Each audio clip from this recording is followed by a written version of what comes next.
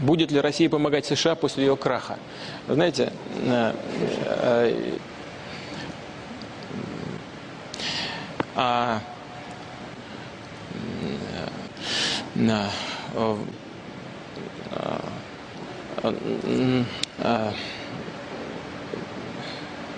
что я могу сказать?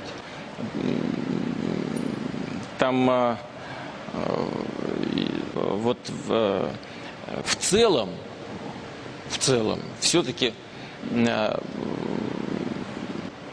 скажем, думаю, что,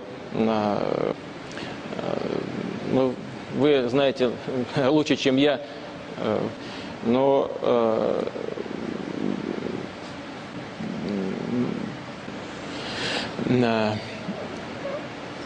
кстати говоря, по поводу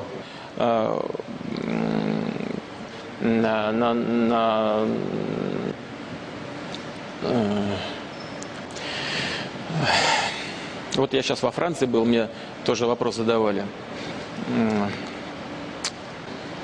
Но вообще... Я благодарю всех зрителей и слушателей нашей программы, тех, кто прислал свои вопросы, и тех, кто собрался здесь сегодня в этом зале. Спасибо, Владимир Владимирович. Спасибо.